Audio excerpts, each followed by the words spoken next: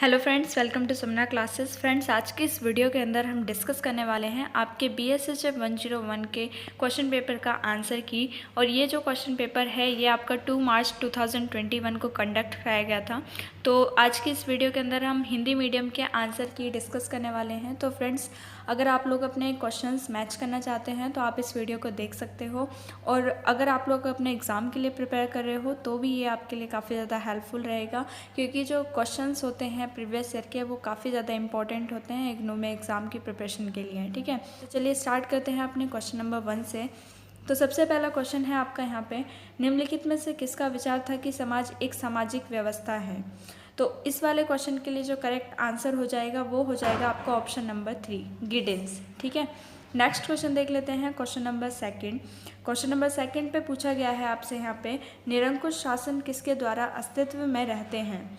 तो इस वाले क्वेश्चन के लिए जो करेक्ट आंसर होगा वो हो जाएगा आपका ऑप्शन नंबर 1। ठीक है, स्वतंत्रता, अभिव्यक्ति की स्वतंत्रता और असंतोष का दमन।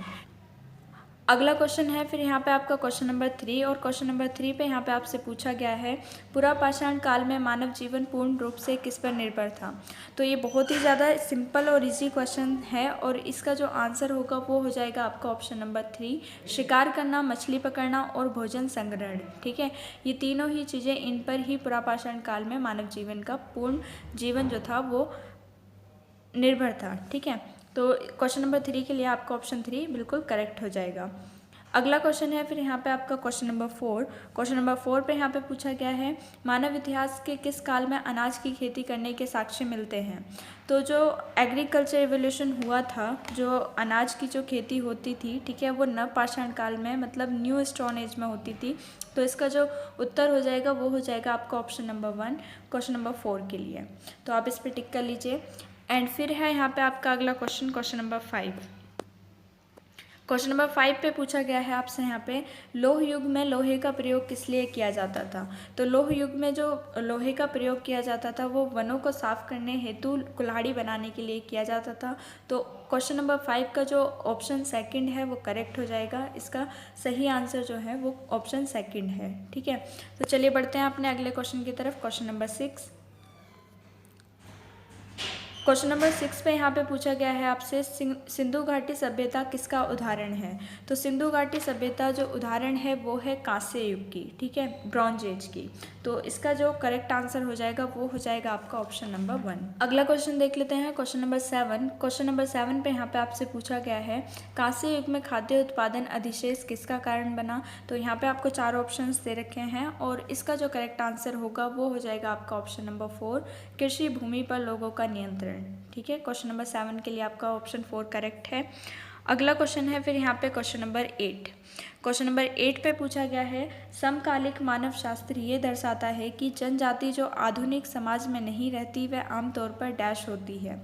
तो यहाँ पर भी आपको 4 ऑप्शंस हैं, इसमें 4 ऑप्शंस दिए जाते हैं। ठीक है, तो इसके लिए जो करेक्ट आंसर होगा आपके क्वेश्चन नंबर 8 के लिए वो ऑप्शन 2 करेक्ट हो जाएगा, प्रकृति का एक गहन पर्यवेक्षक। ठीक है, तो क्वेश्चन नंबर 8 के लिए आपका ऑप्शन 2 करेक्ट है, तो आप लोग इसको मार्क कर लीजिए।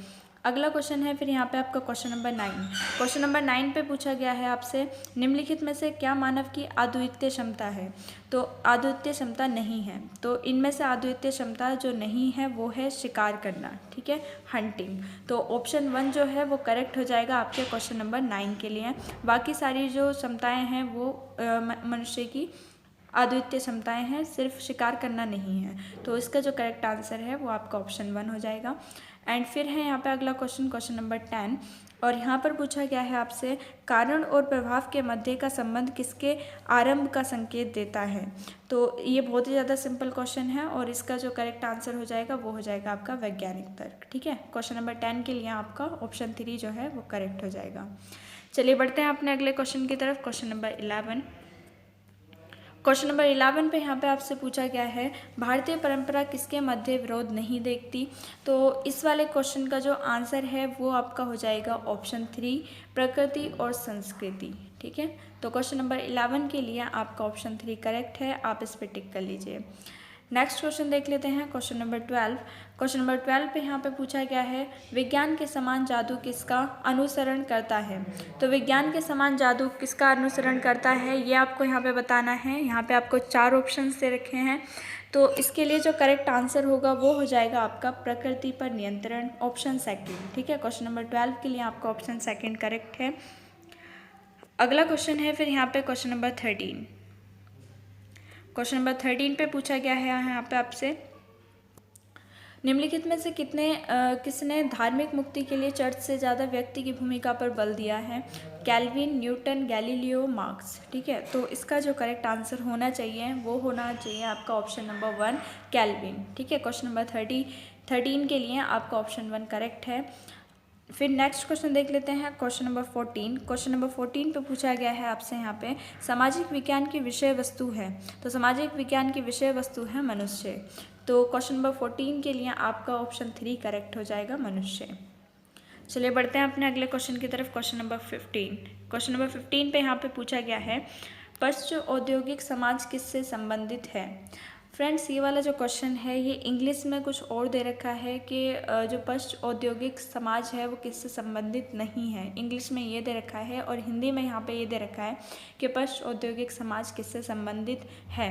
तो इसका जो आंसर है जो मुझे लगता है वो होना चाहिए आपका ऑप्शन नंबर 4। ठीक है, तो क्वेश्चन नंबर 15 के लिए मेरे हिसाब से ऑप्शन 4 करेक्ट हो जाएगा। और अगर आपको लगता है कि इसका ऑप्शन कुछ और होना चाहिए, इसका आंसर कुछ और होना चाहिए, तो आप लोग नीचे कमेंट में बता सकते हो, क्योंकि इस वाले आंसर के लिए मैं श्योर नहीं हूँ।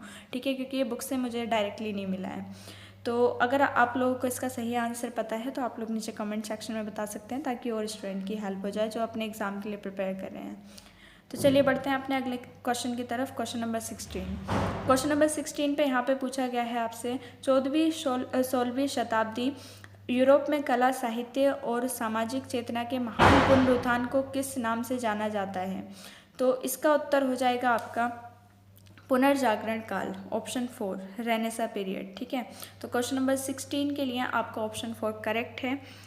फिर है आपका यहाँ पे अगला क्वेश्चन, क्वेश्चन नंबर 17 पे यहाँ पे पूछा गया है, यूरोपीय इतिहास में सामंतवाद किस काल के लक्षण दर्शाता है।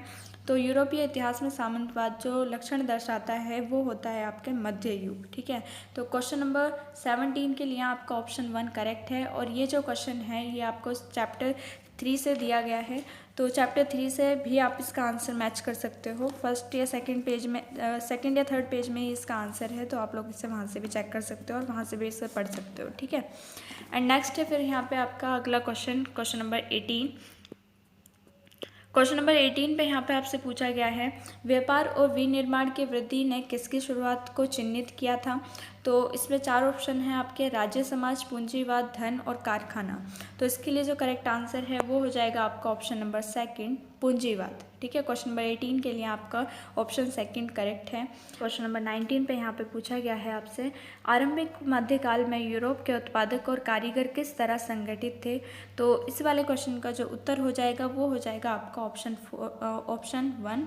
ठीक है, तो शिल्पी संघ इसका करेक्ट आंसर हो जाएगा क्वेश्चन नंबर 19 के लिए। ठीक है, क्वेश्चन नंबर 19 के लिए आपका ऑप्शन 1 बिल्कुल करेक्ट है, तो आप लोग इस पर टिक कर लीजिए। तो चलिए बढ़ते हैं अपने अगले क्वेश्चन की तरफ, क्वेश्चन नंबर 20। क्वेश्चन नंबर 20 पे यहाँ पे आपसे पूछा गया है कि औद्योगिक यूरोप में कारखानों और मशीनरी पर किसका स्वामित्व था। तो औद्योगिक यूरोप में कारखानों और मशीनरी पर जो स्वामित्व था वो पूंजीपति का था, कैपिटलिस्ट का था। तो इसके लिए जो करेक्ट आंसर हो जाएगा वो ऑप्शन 4 हो जाएगा। ठीक है, क्वेश्चन नंबर 20 के लिए। अगला क्वेश्चन है फिर यहाँ पे आपका क्वेश्चन नंबर 21, और यहाँ पर पूछा गया है आपसे, मानवतावाद में किसका बहुत बड़ा योगदान है। तो मानवतावाद में जो बहुत बड़ा योगदान है वो है पुनर्जागरण काल का, रेनेसा पीरियड का। ठीक है, तो ऑप्शन 3 आपका करेक्ट हो जाएगा क्वेश्चन नंबर 21 के लिए। और ये क्वेश्चन भी आपका चैप्टर 3 से लिया गया है, तो आप लोग चैप्टर 3 में भी इसका आंसर देख सकते हो। ठीक है, ये बिल्कुल करेक्ट है। नेक्स्ट क्वेश्चन है फिर यहाँ पे आपका क्वेश्चन नंबर 22। क्वेश्चन नंबर 22 में यहाँ पे आपसे पूछा गया है, निम्नलिखित में से द प्रिंस पुस्तक किसके द्वारा लिखी गई है। तो निम्नलिखित में से जो द प्रिंस पुस्तक लिखी गई है वो निकोलो मैकियावेली के द्वारा लिखी गई है। तो ऑप्शन 1 इस वाले क्वेश्चन के लिए करेक्ट हो जाएगा। ठीक है, क्वेश्चन नंबर 22 के लिए। अगला क्वेश्चन है फिर यहाँ पे आपका क्वेश्चन नंबर 23। क्वेश्चन नंबर 23 पे यहाँ पे पूछा गया है आपसे, निम्नलिखित में से 16वीं शताब्दी में यूरोप में खगोलीय पिंडों का अध्ययन करने के लिए किस उपकरण का प्रयोग किया जाता था। तो इसका जो उत्तर हो जाएगा वो हो जाएगा आपका दूरबीन। ठीक है, क्वेश्चन नंबर 23 के लिए आपका ऑप्शन 3 करेक्ट है, तो आप लोग इस पर टिक कर सकते हो। अगला क्वेश्चन देख लेते हैं, क्वेश्चन नंबर 24। क्वेश्चन नंबर 24 पे पूछा गया है यहाँ पे आपसे, कोपरनिकस और गैलीलियो के ब्रह्मांड की धारणा में कौन सा कथन सही है। ठीक है, तो इसका उत्तर हो जाएगा आपका ऑप्शन नंबर 1, सूरज ब्रह्मांड का केंद्र था। ठीक है, तो ये आपका क्वेश्चन नंबर 24 के लिए ऑप्शन 1 करेक्ट हो जाएगा।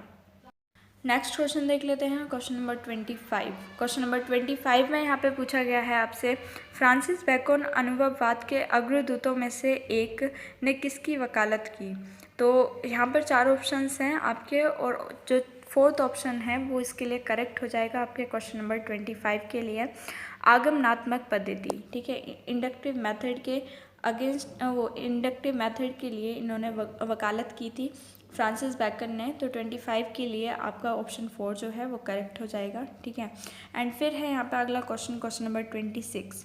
क्वेश्चन नंबर 26 पे पूछा गया है आपसे, पुनर्जागरण युग की कला कैसी थी। तो पुनर्जागरण युग की कला थी आपकी प्रकृति में बाइबल संबंधित। ठीक है, संबंधी।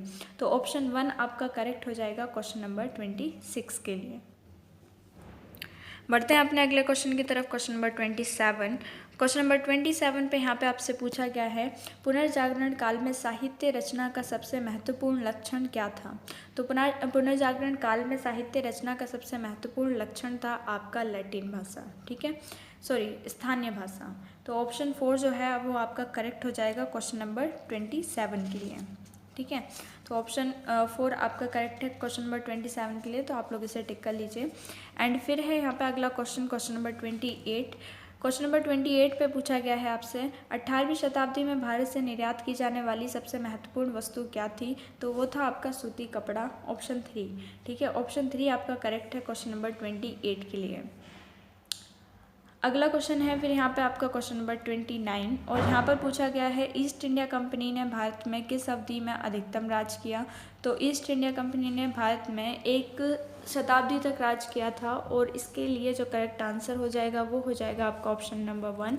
ठीक है, 1757 1757 से 1857 तक ईस्ट इंडिया कंपनी ने भारत में अधिकतम राज किया था। अगला क्वेश्चन है फिर यहाँ पे आपका क्वेश्चन नंबर 30। क्वेश्चन नंबर 30 पे यहाँ पे पूछा गया है, भारतीय राष्ट्रवादियों द्वारा प्रतिपादित धन निष्कासन का सिद्धांत एक ऐसी प्रक्रिया का उल्लेख करता है जिसमें भारत धन का निर्यात इंग्लैंड में किया जाता था, जिसमें भारत का कोई आर्थिक लाभ नहीं था। तो क्वेश्चन नंबर 30 के लिए आपका ऑप्शन 3 बिल्कुल करेक्ट आंसर हो जाएगा, तो आप लोग इसे मार्क कर सकते हो। ठीक है, तो चलिए बढ़ते हैं अपने अगले क्वेश्चन की तरफ, क्वेश्चन नंबर 31। क्वेश्चन नंबर 31 पे यहाँ पे पूछा गया है, औपनिवेशिक काल में जमींदार। ठीक है, तो औपनिवेशिक काल में जमींदार किसानों और राज्य के बीच मध्यस्थ थे। तो इसका जो आंसर हो जाएगा करेक्ट आंसर क्वेश्चन नंबर 31 के लिए वो आपका ऑप्शन 3 हो जाएगा, तो आप लोग इसे टिक कर सकते हो। ठीक है, एंड फिर है यहाँ पे अगला क्वेश्चन आपका क्वेश्चन नंबर 32। क्वेश्चन नंबर 32 पे पूछा गया है यहाँ पे, कपास, जूट, नील और अफीम किसके उदाहरण हैं। तो कपास, जूट, नील और अफीम जो हैं वो नकदी फसलों के उदाहरण हैं। तो आपका जो इसका करेक्ट आंसर हो जाएगा वो भी आपका ऑप्शन नंबर 1 हो जाएगा 32 नंबर के क्वेश्चन के लिए। बढ़ते हैं अपने अगले क्वेश्चन की तरफ, क्वेश्चन नंबर 33। क्वेश्चन नंबर 33 में यहाँ पे पूछा गया है आपसे, भारत ब्रिटिश साम्राज्य के प्रत्यक्ष राज के तहत कौन से वर्ष में आया था। 1855 में, 1856, 1858 या 1859 में। ठीक है, तो इसका जो करेक्ट आंसर है वो हो जाएगा आपका ऑप्शन नंबर 3, क्वेश्चन नंबर 33 के लिए। नेक्स्ट क्वेश्चन फिर है आपका यहाँ पे 34 नंबर का, और यहाँ पर पूछा गया है, जाति डैश का एक उदाहरण है। तो जाति प्रदत्त सामाजिक स्थिति का उदाहरण है। तो क्वेश्चन नंबर 34 के लिए आपका ऑप्शन 2 बिल्कुल करेक्ट है। नेक्स्ट क्वेश्चन है फिर यहाँ पे आपका क्वेश्चन नंबर 35। क्वेश्चन नंबर 35 पे है, डेविस और मूर निम्नलिखित जाति के अध्ययन के किस सिद्धांत से संबंधित है। तो इसका जो करेक्ट आंसर है वो हो जाएगा आपका ऑप्शन नंबर 4, कार्यात्मक दृष्टिकोण। ठीक है, क्वेश्चन नंबर 35 के लिए आपका ऑप्शन 4 करेक्ट है। अगला क्वेश्चन है फिर यहाँ पे क्वेश्चन नंबर 36। क्वेश्चन नंबर 36 में पूछा गया है डैश एक ऐसा नियम है जिसके तहत व्यक्ति अपने समूह अर्थात वंश से बाहर शादी कर सकता है। ठीक है, तो इसका जो उत्तर हो जाएगा वो हो जाएगा आपका ऑप्शन 3 विजातीय विवाह, जिसे इंग्लिश में एक्सोगैमी कहा जाता है। नेक्स्ट क्वेश्चन है फिर यहाँ पे आपका क्वेश्चन नंबर 37। क्वेश्चन नंबर 37 पे पूछा गया है निम्नलिखित में से किस आर्थिक प्रणाली के तहत संसाधनों का स्वामित्व सार्वजनिक होता है। तो इस वाले क्वेश्चन के लिए जो करेक्ट आंसर है वो हो जाएगा आपका ऑप्शन नंबर 1 पूंजीवादी प्रणाली। ठीक है, क्वेश्चन नंबर 37 के लिए ऑप्शन 1 करेक्ट है। नेक्स्ट क्वेश्चन देख लेते हैं क्वेश्चन नंबर 38। क्वेश्चन नंबर 38 पे पूछा गया है यहाँ पे निम्नलिखित में से कौन से प्राधिकरण को सीमा शुल्क द्वारा वैधता प्राप्त है। तो इसका उत्तर है आपका ऑप्शन नंबर 3 पारंपरिक अधिकार। ठीक है, पारंपरिक अधिकार जो है वो इसका करेक्ट आंसर हो जाएगा क्वेश्चन नंबर 38 के लिए। बढ़ते हैं अपने अगले क्वेश्चन की तरफ। क्वेश्चन नंबर 39 पे यहाँ पे पूछा गया है किस उम्र तक लड़के लड़कियों को बच्चा माना जाता है। तो इसका जो उत्तर हो जाएगा वो हो जाएगा आपका ऑप्शन नंबर 1। अगला क्वेश्चन है फिर यहाँ पे आपका क्वेश्चन नंबर 40। क्वेश्चन नंबर 40 पे यहाँ पे आपसे पूछा गया है अनुसूचित जनजाति शब्द का प्रयोग भारत में प्रथम किस वार्षिक अधिनियम में किया गया था। तो इसके लिए जो करेक्ट आंसर है वो हो जाएगा आपका 1935। ठीक है, ऑप्शन 1 जो है अब वो आपका करेक्ट हो जाएगा क्वेश्चन नंबर 40 के लिए। नेक्स्ट क्वेश्चन देख लेते हैं क्वेश्चन नंबर 41। और क्वेश्चन नंबर 41 पे पूछा गया है डैश का गठन 1953 में अन्य पिछड़े वर्गों की सूची तैयार करने और उनके मापदंड की पहचान करने के लिए किया गया था। तो इसके लिए कौन सा करेक्ट आंसर होगा आपका। इसके लिए हो जाएगा आपका कालेलकर आयोग। ठीक है, तो ऑप्शन 1 जो है वो आपका इसका करेक्ट आंसर है क्वेश्चन नंबर 41 के लिए। नेक्स्ट क्वेश्चन है फिर यहाँ पे आपका क्वेश्चन नंबर 42। और 42 में यहाँ पे आपसे पूछा गया है सामाजिक रूपांतरण का अर्थ है। तो सामाजिक रूपांतरण का अर्थ है आपका आकस्मिक परिवर्तन। ठीक है, तो ऑप्शन 1 जो है वो इसका करेक्ट आंसर है आपके क्वेश्चन नंबर 42 के लिए। नेक्स्ट क्वेश्चन फिर आपका है 43 नंबर पे। और यहाँ पर पूछा गया है सामाजिक डार्विनवाद किस विद्वान से संबंधित है। August Comte, TR. माल्थस और या फिर इमाइल दुर्खाइम या फिर हर्बर्ट स्पेंसर। तो हर्बर्ट स्पेंसर इसका करेक्ट आंसर हो जाएगा। ठीक है, क्वेश्चन नंबर 43 के लिए। तो इसका ऑप्शन 4 आपका करेक्ट है। अगला क्वेश्चन है फिर यहाँ पे आपका क्वेश्चन नंबर 44। क्वेश्चन नंबर 44 पे पूछा गया है संविधान का कौन सा भाग उसकी मुखबंध या भूमिका माना जाता है। तो इसका जो करेक्ट आंसर जो होगा वो हो जाएगा आपका प्रस्तावना, ऑप्शन 3। ठीक है, ऑप्शन 3 जो है वो आपका करेक्ट है क्वेश्चन नंबर 44 के लिए।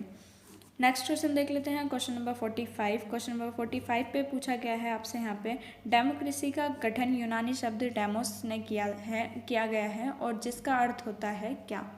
तो इसका अर्थ होता है लोग। ठीक है, तो इसके लिए जो करेक्ट आंसर होगा वो हो जाएगा आपका ऑप्शन नंबर 4।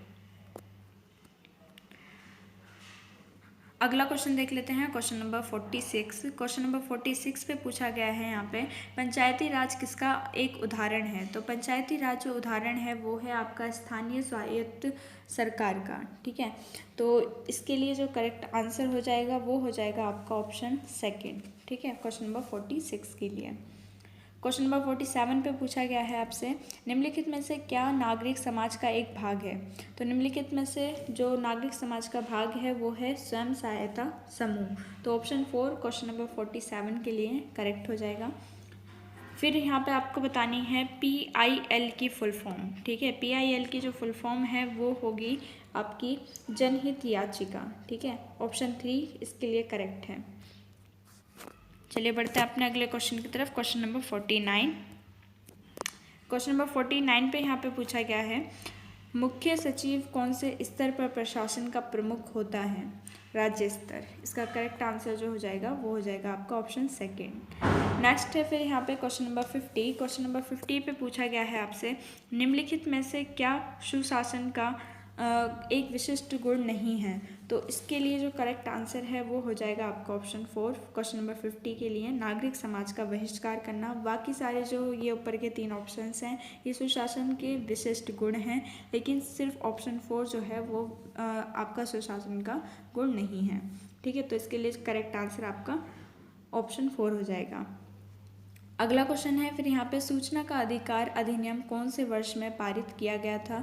तो राइट टू इन्फॉर्मेशन एक्ट जो है वो आपका पास किया गया था 2005 में। तो ऑप्शन सेकंड जो है वो आपका करेक्ट हो जाएगा क्वेश्चन नंबर 51 के लिए।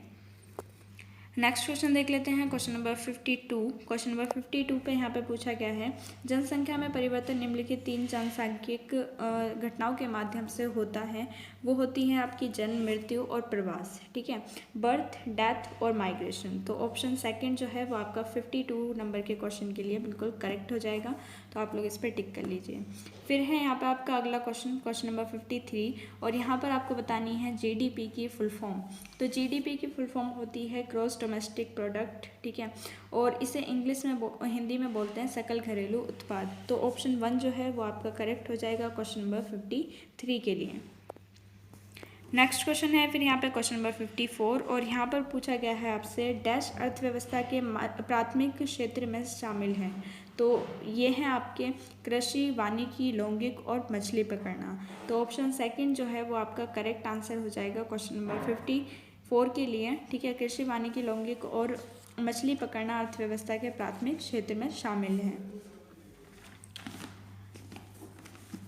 अगला क्वेश्चन देख लेते हैं क्वेश्चन नंबर 55। क्वेश्चन नंबर 55 में यहाँ पे पूछा गया है आपसे MNP डैश का संक्षिप्त नाम है। तो MNP डैश का संक्षिप्त नाम है, तो इसका उत्तर हो जाएगा आपका न्यूनतम आवश्यकता कार्यक्रम। ठीक है, तो ऑप्शन 1 जो है वो आपका क्वेश्चन नंबर 55 के लिए करेक्ट है। नेक्स्ट क्वेश्चन है फिर यहाँ पे आपका क्वेश्चन नंबर 56। क्वेश्चन नंबर 56 में पूछा गया है आपसे डैश का अर्थ राष्ट्रीय सीमाओं के पार वस्तु और सेवाओं के प्रवाह में वृद्धि के माध्यम से विश्व का अधिकतम एकीकरण है। तो इसके लिए करेक्ट आंसर हो जाएगा आपका ऑप्शन 3 वैश्वीकरण, ग्लोबलाइजेशन। ठीक है, अगला क्वेश्चन है 57 नंबर पे महान नाटककार कालिदास भारत के इतिहास के किस काल से संबंध रखते हैं। तो इस वाले क्वेश्चन के लिए जो करेक्ट आंसर हो जाएगा वो हो जाएगा आपका ऑप्शन नंबर 4 प्राचीन, इंग्लिश में इसे एंशिएंट बोलते हैं। ठीक है, और फिर है यहाँ पे आपका 58 नंबर पे क्वेश्चन जैन ऑस्टिन एक प्रमुख डैश हैं। तो निबंधकार हैं, कवित्री हैं, उपन्यासकार हैं या नाटककार हैं। तो ये हैं आपके नोवेलिस्ट, मतलब हिंदी में इसे बोलते हैं उपन्यासकार। तो 58 नंबर के लिए जो करेक्ट आंसर हो जाएगा वो हो जाएगा आपका ऑप्शन नंबर 3। अगला क्वेश्चन है फिर आपका क्वेश्चन नंबर 59, और यहाँ पर पूछा गया है डैश विलियम शेक्सपियर द्वारा रचित है। तो हैमलेट जो है वो विलियम शेक्सपियर द्वारा रचित है। तो 59 नंबर के क्वेश्चन के लिए आपका ऑप्शन सेकंड करेक्ट है। अगला क्वेश्चन है फिर यहाँ पे आपका डैश एक लंबी कविता है जो व्यापक स्तर पर एक पूरे वंश के इतिहास और कुछ अलौकिक मुद्दों की मोटे तौर पर चर्चा करती है। ठीक है, तो इसका जो करेक्ट आंसर हो जाएगा वो हो जाएगा आपका महाकाव्य, और इसे इंग्लिश में बोलते हैं एपिक। अगला क्वेश्चन देख लेते हैं क्वेश्चन नंबर 61 पे यहाँ पे पूछा गया है आपसे दक्षिण भारत में वेलरी सबसे प्राचीन डैश के लिए माना जाता है। तो इसका जो आंसर है इसमें मुझे थोड़ी सी कन्फ्यूज़न है। मेरे हिसाब से इसका आंसर जो होना चाहिए वो मूर्तियों होना चाहिए, लेकिन अगर इसका आंसर आपको कुछ और लगता है और अगर आप पूरी तरीके से श्योर हैं तो आप लोग इसका आंसर कमेंट में बता सकते हैं ताकि और स्टूडेंट की हेल्प हो जाए। ठीक है, तो इसका आंसर जो मुझे लगता है वो सेकंड लगता है, ऑप्शन सेकंड। तो आप लोग इसे मार्क कर सकते हो। अगला क्वेश्चन है फिर यहाँ पे क्वेश्चन नंबर 62। क्वेश्चन नंबर 62 पे पूछा गया है आपसे अजंता के गुफा चित्र क्या दर्शाते हैं। तो अजंता के गुफा चित्र दर्शाते हैं बुद्ध का जीवन और उनका पिछला जन्म। ठीक है, तो ऑप्शन 3 जो है वो आपका करेक्ट हो जाएगा क्वेश्चन नंबर 62 के लिए। नेक्स्ट क्वेश्चन है फिर यहाँ पर आपका क्वेश्चन नंबर 63। क्वेश्चन नंबर 63 पे पूछा गया है लिपाक्षी चित्रकला किस साम्राज्य और शासनकाल से है। तो इसका उत्तर हो जाएगा आपका विजयनगर। ठीक है, तो ऑप्शन 3 जो है वो आपका करेक्ट हो जाएगा क्वेश्चन नंबर 3 के लिए। क्वेश्चन नंबर 64 पे पूछा गया है यहाँ पे मुगल शासनकाल डैश से जाना जाता है। तो मुगल शासनकाल जो है वो आपका जाना जाता है लघु चित्रकला, ठीक है, मिनिएचर पेंटिंग। ठीक है, तो ऑप्शन 1 जो है वो आपका करेक्ट हो जाएगा क्वेश्चन नंबर 64 के लिए। अगला क्वेश्चन है फिर यहाँ पे क्वेश्चन नंबर 65, और क्वेश्चन नंबर 65 के लिए जो करेक्ट आंसर हो जाएगा वो हो जाएगा आपका ऑप्शन नंबर 4 राजा रवि वर्मा। ठीक है फ्रेंड्स, ये वीडियो ज़्यादा लंबी हो जाएगी तो इसलिए मैं यहाँ पे आपको ऑप्शन बता दे रही हूँ। ठीक है, ताकि आप लोग अपने आंसर की मैच कर सको। और फिर है यहाँ पे आपका 66 नंबर का क्वेश्चन जामिनी रॉय किससे प्रभावित थी। तो इसका ऑप्शन 4 जो है वो करेक्ट हो जाएगा लोक पारंपरिक कल्पना। ठीक है। अगला क्वेश्चन देख लेते हैं, क्वेश्चन नंबर 67। क्वेश्चन नंबर 67 पे यहाँ पे पूछा गया है आपसे, डैश बुद्ध के जीवन से संबंधित कहानियाँ और दंत कथाएँ हैं जातक। ऑप्शन 1 जो है आपका क्वेश्चन नंबर 67 के लिए करेक्ट है। And question number 68, dash Bharat में नृत्य से संबंधित प्रारंभिक कार्यों में से एक है। तो इसके लिए जो करेक्ट आंसर है वो हो जाएगा आपका नाट्य शास्त्र। अगला क्वेश्चन है 69 नंबर पे, और यहाँ पर पूछा गया है, खजुराहो मंदिरों का निर्माण किन शासनों द्वारा हुआ था। तो इसके लिए जो करेक्ट आंसर हो जाएगा वो हो जाएगा आपका चंदेल। ठीक है, ऑप्शन 3। क्वेश्चन नंबर 70 पे पूछा गया है यहाँ पे आपसे, क्वेश्चन नंबर 70 पे कौन सी भारतीय शास्त्रीय नृत्य शैली सबसे प्राचीन है। तो सबसे प्राचीन जो है वो है आपका भरतनाट्यम। ऑप्शन 2 आपका क्वेश्चन नंबर 70 के लिए करेक्ट है। एंड फिर है यहाँ पे 71 नंबर पे क्वेश्चन, डैश को अवध के नवाबों द्वारा संरक्षण दिया गया था। तो इसका जो आंसर हो जाएगा वो हो जाएगा आपका कथक। ऑप्शन 4। 72 नंबर के क्वेश्चन पे पूछा गया है, निम्नलिखित में से क्या संगीत की एक विशेषता नहीं है। तो इसमें से बाकी सारी तो विशेषताएं हैं 1, 3 और 4, लेकिन सेकंड जो है अभिनय, वो संगीत की विशेषताएं नहीं है। तो इसका जो आंसर है वो हो जाएगा आपका अभिनय। क्वेश्चन नंबर 73 पर पूछा गया है आपसे, निम्नलिखित में से कौन सा राग नहीं है। तो मंद, भैरवी और खमज, ठीक है, खमाज, ये तीनों ही आपके राग हैं, लेकिन ख्याल जो है वो आपका राग नहीं है। तो क्वेश्चन नंबर 73 के लिए आपका ऑप्शन 1 करेक्ट है। अगला क्वेश्चन देख लेते हैं, क्वेश्चन नंबर 74। क्वेश्चन नंबर 74 पे पूछा गया है आपसे, भारतीय शास्त्रीय संगीत का द्विभाजन किस रूप में माना जाता है। फ्रेंड्स, ये वाला जो क्वेश्चन है इसमें मुझे थोड़ी सी कन्फ्यूज़न है, क्योंकि इसका डायरेक्ट आंसर मुझे बुक से नहीं मिला। तो इसका मेरे हिसाब से जो आंसर होना चाहिए वो ऑप्शन 1 होना चाहिए, उत्तर भारत और कर्नाटक। लेकिन अगर आपको लगता है कोई और इसका आंसर होना चाहिए तो आप लोग नीचे कमेंट में ज़रूर बताइएगा। ठीक है, चलिए बढ़ते हैं अपने अगले क्वेश्चन की तरफ। Question number 75। क्वेश्चन नंबर 75 पे यहाँ पे बोला गया है, क्षमता दृष्टिकोण किस अर्थशास्त्री से संबंधित है। तो इसका करेक्ट आंसर हो जाएगा आपका अमर्त्य सेन। क्वेश्चन नंबर 76 पे पूछा गया है, मानव अधिकार किस धारणा से व्युत्पन्न हुए हैं। तो मानव अधिकार जो हुए हैं वो नागरिक स्वतंत्रता और व्यक्तिगत स्वतंत्रता से व्युत्पन्न हुए हैं। तो ऑप्शन 2 जो है वो आपका 76 नंबर के लिए करेक्ट हो जाएगा। अगला क्वेश्चन देख लेते हैं, क्वेश्चन नंबर 77 पे पूछा गया है, मानव सुरक्षा वाक्यांश किसके द्वारा पहली बार प्रस्तुत किया गया था। तो इसके लिए आंसर ऑप्शन 4 जो है वो करेक्ट हो जाएगा, UNDP। ठीक है, मानव सुरक्षा जो है वो UNDP के द्वारा सबसे पहली बार प्रस्तुत किया गया था। 78 नंबर पे है आपका FAO, इसकी फुल फॉर्म बतानी है। तो इसकी होती है फूड एंड एग्रीकल्चर ऑर्गेनाइजेशन, और ऑप्शन 1 जो है इसका करेक्ट हो जाएगा आपका खाद्य और कृषि संगठन। क्वेश्चन नंबर 79 पे है, संयुक्त राष्ट्र द्वारा मानव अधिकार की सार्वभौम घोषणा को कौन से वर्ष में अपनाया गया था। तो इसका उत्तर हो जाएगा आपका 1948। ठीक है, तो ऑप्शन 4 आपका करेक्ट हो जाएगा क्वेश्चन नंबर 79 के लिए। अगला क्वेश्चन है फिर यहाँ पे आपका क्वेश्चन नंबर 80। क्वेश्चन नंबर 80 पे यहाँ पे पूछा गया है, डैश का मतलब भोजन की खपत के लगातार विस्तार को बनाए रखने के लिए बुनियादी खाद्य सामग्री की विश्व खाद्य आपूर्ति की पर्याप्त उपलब्धता है। तो इसके लिए जो करेक्ट आंसर है वो हो जाएगा आपका खाद्य सुरक्षा, इंग्लिश में इसे बोलते हैं फूड सिक्योरिटी। नेक्स्ट क्वेश्चन देख लेते हैं, क्वेश्चन नंबर 81, और यहाँ पर पूछा गया है आपसे, एजुकेयर और एड्यूशेयर, ठीक है, दोनों शब्दों से व्युत्पन्न शब्द एजुकेशन ऐतिहासिक रूप से डैश है। तो इसका आंसर हो जाएगा आपका लैटिन। ठीक है, ऑप्शन 3 जो है वो आपका करेक्ट हो जाएगा क्वेश्चन नंबर 81 के लिए। अब यहाँ पर आपको बतानी है NPI की फुल फॉर्म। ठीक है, तो इसके लिए जो करेक्ट आंसर है वो हो जाएगा आपका ऑप्शन 4 राष्ट्रीय शिक्षा नीति। 83 नंबर पर क्वेश्चन पूछा गया है, निम्नलिखित में से क्या शिक्षा के सार्वभौमिकरण के प्रति एक पहल नहीं है। तो गोइंग टू स्कूल ये पहल नहीं है, बाकी सारी जो हैं वो हैं। ठीक है, तो 83 के लिए जो करेक्ट आंसर है वो ऑप्शन 2 है आपका। एंड फिर है यहाँ पर अगला क्वेश्चन, DV के अनुसार शिक्षा के बिना डैश अकल्पनीय है। तो इसका उत्तर हो जाएगा आपका जनतंत्र, डेमोक्रेसी। ठीक है, तो ऑप्शन 4 जो है वो आपका करेक्ट है क्वेश्चन नंबर 84 के लिए। नेक्स्ट क्वेश्चन है लर्निंग टू बी रिपोर्ट किसके द्वारा तैयार की गई थी? तो इसका आंसर हो जाएगा आपका यूनेस्को, ऑप्शन 1। 86 नंबर के क्वेश्चन पे आपसे पूछा गया है यहाँ पे निम्नलिखित में से क्या सूचना और संचार प्रौद्योगिकी का हिस्सा नहीं है? तो इसके लिए जो इसका हिस्सा नहीं है वो है आपका पुस्तक, बाकी सारे जो हैं वो सूचना और संचार प्रौद्योगिकी के हिस्से हैं, ठीक है, ईमेल, रेडियो, इंटरनेट, ये सब।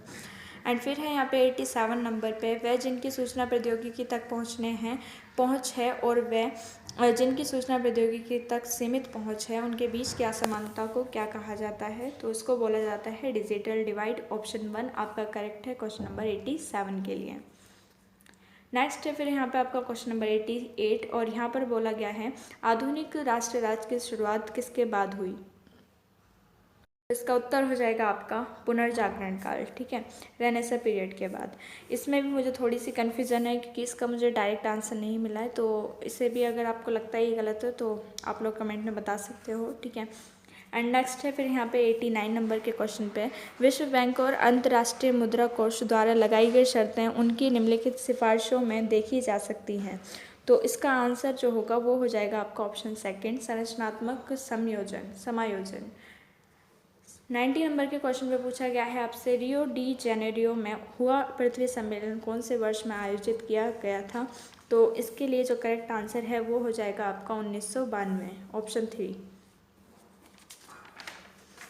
अगला क्वेश्चन देख लेते हैं क्वेश्चन नंबर 91 पे यहाँ पे पूछा गया है किसके अनुसार वैश्वीकरण सामाजिक न्याय की कुंजी है?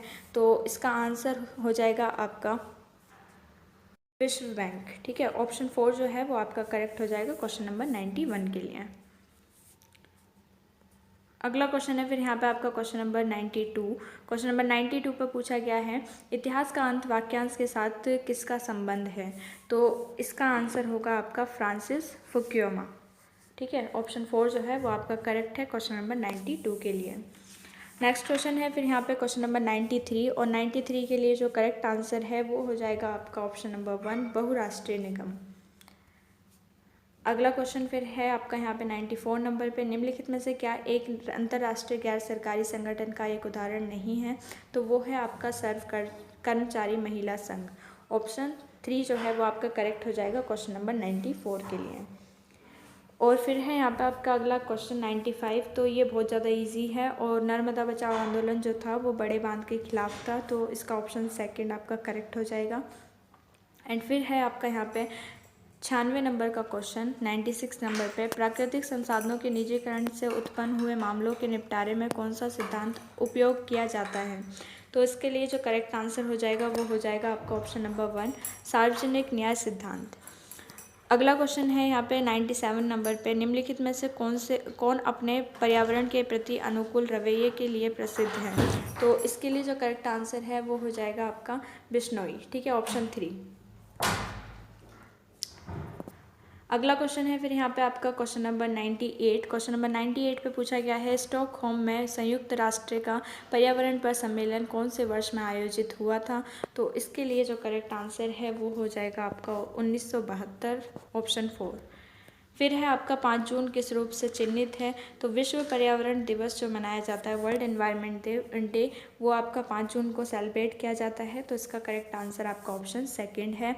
और फिर ये है आपका अगला क्वेश्चन और लास्ट क्वेश्चन इस वीडियो का 100 नंबर पे, तो इसके लिए जो करेक्ट आंसर है वो हो जाएगा आपका ऑप्शन 1, क्योंकि इसमें ये पूछा गया है कार्बन डाइऑक्साइड का प्रमुख स्रोत क्या है और वो है यहाँ पे जीवाश्म ईंधन का जलना, ठीक है। तो फ्रेंड्स आज की इस वीडियो के अंदर हमने 100 के 100 क्वेश्चंस के यहाँ पर आंसर की देखे हैं। आई होप कि ये वीडियो आप लोगों को पसंद आई होगी। और फ्रेंड्स अगर ये वीडियो आप लोगों को पसंद आई है तो प्लीज़ इसे लाइक कर दीजिएगा और अपने फ्रेंड्स के साथ इसे शेयर कर दीजिएगा। और आपका इस वीडियो से रिलेटेड कोई डाउट है या सजेशन है तो आप लोग इसके वीडियो के नीचे कमेंट सेक्शन में बता सकते हो। और फ्रेंड्स अगर आपको लगता है वाकई इस वीडियो से आपकी हेल्प हुई है तो इस चैनल को सब्सक्राइब कर लीजिएगा। और अगर आप ऐसी ही वीडियोस देखना चाहते हैं तो साइड में एक बेल आइकन होगा, उसे प्रेस कर दीजिएगा ताकि आपको इसी तरीके की वीडियोस की नोटिफिकेशन बिल्कुल करेक्ट टाइम पर मिलती रहें। और अगर आप इंग्लिश मीडियम के स्टूडेंट हैं BSHF 101 के या FST 1 के, तो उनके भी आंसर की मैं इंग्लिश मीडियम और हिंदी मीडियम में दोनों में ही प्रोवाइड कर दूँगी आपको। और इस वाले क्वेश्चन पेपर का अगर आपको लिंक चाहिए PDF लिंक, तो आप लोग नीचे कमेंट में बता दीजिएगा। मैं इसका PDF लिंक आपको डिस्क्रिप्शन बॉक्स में प्रोवाइड कर दूँगी ताकि आप वहाँ से उसे डाउनलोड कर अपने आने वाले एग्ज़ाम की प्रिपरेशन कर सको। ठीक है, thank you for watching this video.